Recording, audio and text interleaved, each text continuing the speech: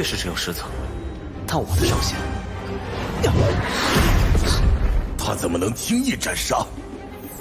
Kembali lagi bersama Bang Jago. Seperti biasa, Mimin selalu mendoakan kalian semoga selalu dalam keadaan sehat dan dalam kondisi terbaik ya.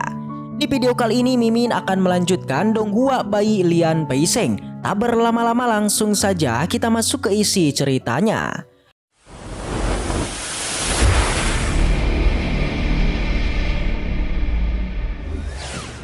Cerita kembali dilanjutkan yang mana dia dan para murid lainnya itu sedang terjebak di dalam sebuah tempat.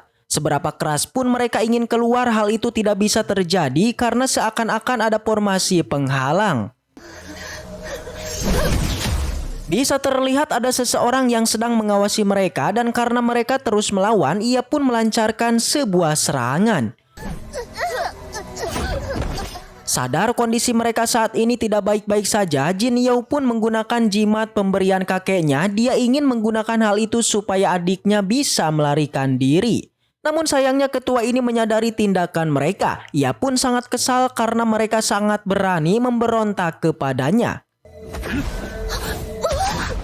Akibat serangan tetua itu lancarkan, akhirnya telah membuat jimatnya pun hancur. Hal itu ia pun membuat mereka hanya bisa pasrah saja. Jing Yao pun juga hanya bisa berharap agar Peming bisa datang untuk menyelamatkan mereka. Tak begitu lama belalang hitam pun kembali muncul yang mana tetua ini adalah tuannya. Ia pun berjanji akan membalaskan dendam dari binatang rohnya. Ia pun ingin segera memulai proses untuk mengambil jiwa para murid ini.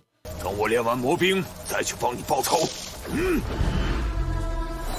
Hal itu pun membuat Jing Yao dan adiknya terkejut karena ini adalah formasi bendera hantu. Mereka sangat yakin tetua itu pasti sedang merencanakan sesuatu yang sepertinya akan menjadi hal yang sangatlah besar. Apalagi formasi yang dia gunakan sangatlah mengerikan. Tetua Peng memuji kepintaran yang dia miliki, ia pun mulai menjelaskan bahwa harta yang dia gunakan adalah harta karun roh prajurit hantu. Pemurniannya yang sangat sulit karena perlu untuk melahap jiwa para wanita yang tidak kehilangan esensinya. Dan juga para praktisi wanita yang berada pada pembangunan pondasi, hal itu dilakukan untuk membentuk jiwa utama dari seorang prajurit. Jing Yao tahu alasan dia tidak menyerap jiwa mereka karena ingin memurnikan mereka dan menjadikannya sebagai jiwa ganda. Tetua Peng membenarkan hal itu karena dia ingin membuat senjata ajaib yang tidak ada tandingannya. Tidak hanya itu, dia juga berencana untuk menggunakan harta itu sebagai senjata di garis depan. Jing Yao dan adiknya tidak akan membiarkan hal itu terjadi. Alih-alih takut, Tetua Pang malah makin menyukai keberanian dari Jing Yao ini.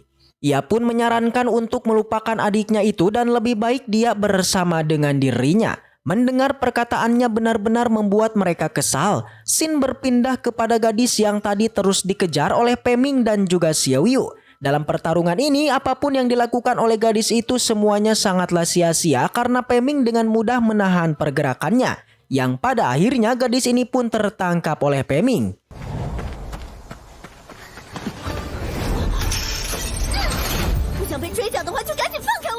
Ia sempat memberikan ancaman kepada mereka karena bagaimanapun dia adalah tetua dari sekte Gunung Hantu. Jadi seharusnya mereka ini takut kepadanya. Namun Peming tidak takut karena ujung-ujungnya dia juga akan mati di tangannya. Tidak ingin mati, dia pun berjanji akan melakukan apapun. Hal itu ia pun sempat membuat Peming berhenti sejenak. Apalagi wanita ini terus saja menggodanya. Namun meski begitu Peming tetaplah membantainya, tapi ternyata wanita ini telah menggunakan teknik terlarang menggandakan tubuh. Jadi Peming hanya menghabisi salah satu dari ketiga kloningannya. Dia berjanji akan membalaskan kejadian pada hari ini, tapi Peming tidak takut dan akan menunggunya. Setelah itu mereka pun kembali melanjutkan perjalanannya. Sedangkan di sisi lain wanita ini merasa sangat kesal karena Peming telah berani menyerang dirinya. Ia pun berjanji kebencian itu akan ia balaskan. Perkataannya bukanlah sebuah ancaman karena dia telah mengirimkan teknik pelacak pada diri Peming. Jadi kemanapun ia pergi pasti dia akan mengetahuinya. Sin kembali lagi kepada Jing Yao dan adiknya, yang mana tetua Peng sudah memulai ritualnya. Kedua saudara ini sempat berhasil menahan teknik itu. Namun pada akhirnya jiwa mereka pun keluar juga. Untung saja Peming datang di waktu yang tepat dan Jing Yao tidak jadi masuk ke dalam spanduk hantu.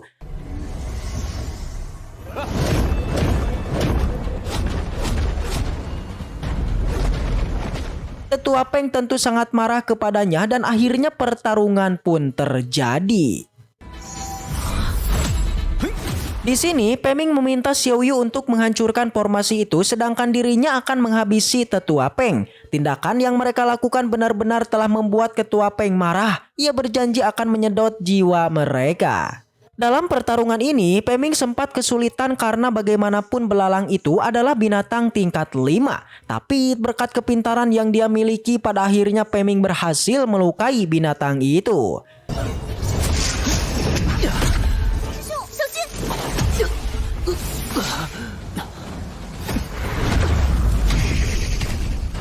Sedangkan untuk Tetua Peng masih terlalu sulit untuk dia kalahkan. Apalagi beliau ini memiliki teknik yang begitu aneh dan tidak pernah dia lihat.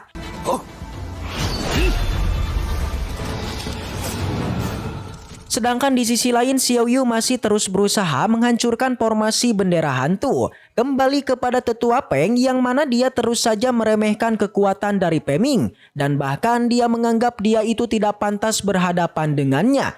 Namun Peming tidak memperdulikan hal itu dan meskipun dia hanya menggunakan jimat, namun ini semua sudah cukup untuk bisa mengalahkannya. Ketika Peming sudah unggul, belalang ini ternyata masih hidup. Alhasil pertarungan kembali terjadi di antara mereka, namun pada akhirnya Peming benar-benar menghabisi binatang ini.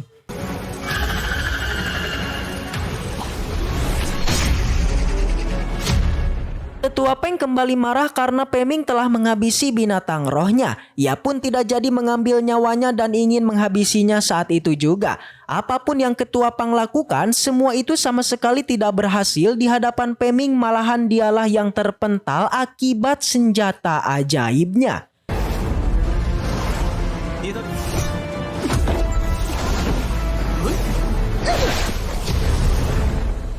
Tetua Peng tidak habis berpikir dia akan kalah dari bocah seperti Peming. Ia pun berjanji akan membalas kejadian ini. Peming tidak takut dan memintanya untuk kembali lagi. Pada akhirnya Peming pun berhasil menyelamatkan Jing Yao dan juga adiknya.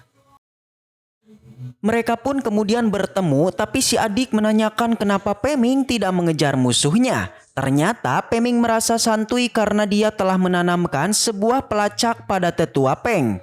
Jadinya kemanapun dia pergi Peming pasti bisa menemukannya. Di sela obrolan mereka, Jing Yao tiba-tiba pusing dan akhirnya terjatuh. Peming yang melihatnya tentu merasa khawatir dan bergegas menyembuhkannya. Di sana si adik merasa sangat kagum dengan Xiao Yu yang menggunakan artefak terbang yang menurutnya sangatlah luar biasa. Dia sangatlah antusias ingin mencoba artefak itu. Di dalam formasi penyembuhan, Peming tak basa-basi kemudian memulai proses penyembuhannya. Alhasil tak membutuhkan waktu lama lagi, Jing Yao akhirnya berhasil disembuhkan. Sontak melihat itu sang adik menjadi senang. Namun Jing Yao masih saja penasaran mengenai bagaimanakah cara Peming kok bisa tahu keberadaannya. Peming menjelaskan kalau itu semua berkat Tetua Baiqiao yang telah memberikan jimat kehidupan Jing Yao. Selain itu Peming juga penasaran bagaimanakah Jing Yao bisa tertangkap di tempat ini. Yang ternyata itu semua berawal di saat Jing Yao dan adiknya ingin menuju ke aula harta karun untuk mendapatkan peta harta karun. Tapi tak disangka di perjalanan mereka dihadang oleh orang-orang sekte hantu yang seketika menangkap mereka. Kemudian Peming mengeluarkan sebuah peta harta karun dan menanyakan apakah peta yang dicari mereka merupakan peta yang ada di tangannya. Ternyata memanglah benar Jing Yao dan adiknya sebenarnya ingin mencari peta tersebut dan mereka tak menyangka kalau peta itu sebenarnya ada di tangan Peming. Xiao Yu menjelaskan kalau Peming ini sangatlah kuat di mana telah membantai semua sekte yang telah menyerangnya. Peming masih saja penasaran dan menanyakan kenapa semua sekte ingin mendapatkan peta harta karun yang ada di tangannya. Yang ternyata harta karun yang tercantum dalam petanya memanglah memiliki sebuah harta yang bisa meningkatkan kekuatan dari praktisi pembangunan pondasi. yakni peta harta di tangan Pei-Ming selain bisa menunjukkan tempatnya, nyatanya peta itu juga merupakan sebuah kunci untuk membuka aula artefak harta. Jadinya setelah mengetahui ini, Pei-Ming pun lalu memutuskan untuk mencari tempat harta tersebut. Namun Jing Yao nampaknya cukup pesimis dengan kekuatan mereka yang jelas saja sangatlah berbahaya jika harus memasuki hingga kedalaman hutan, di mana Jing Yao saat ini sudah tidak memiliki sebuah jimat yang bisa melarikan diri di saat nanti mereka dalam bahaya.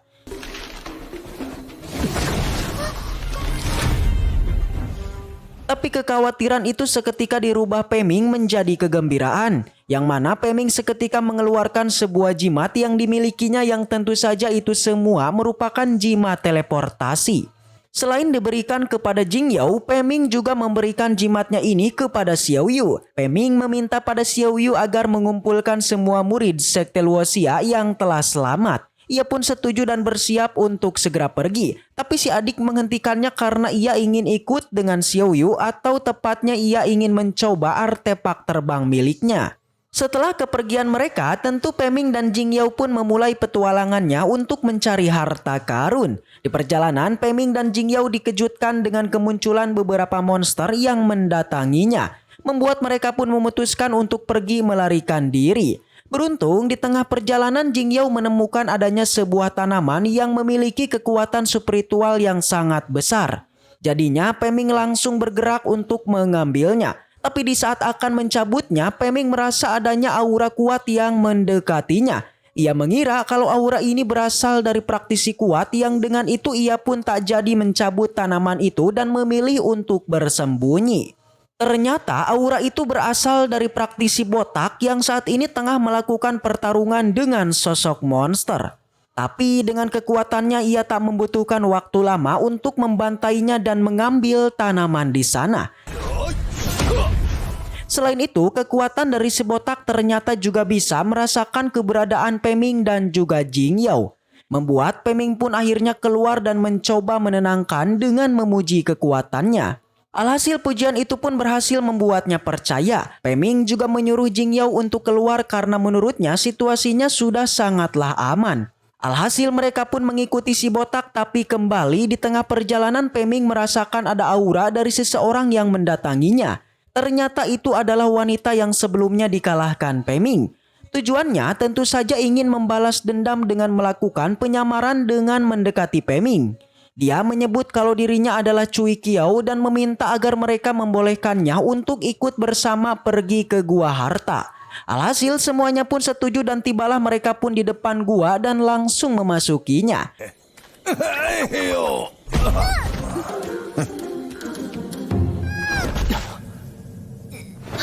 Akan tetapi setelah memasukinya tiba-tiba sebuah formasi pun aktif,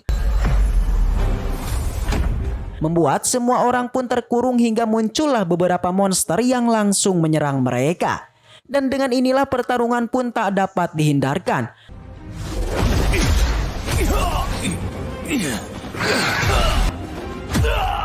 Tapi jelas bagi Pei-Ming ini adalah formasi yang lemah yang mana hanya dalam beberapa serangan saja ia pun berhasil membantai satu monster di sana dan juga berhasil keluar dari formasi itu. 只会连累耗尽而死。只有举起10层的护手。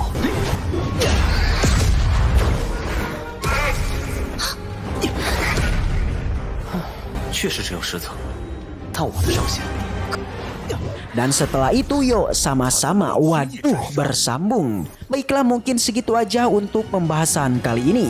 Dan semoga kita selalu diberikan kesehatan untuk bisa mengawal Donghua ini. Dan sampai jumpa di video selanjutnya. See you next time, and seperti biasa, salam para jagoan.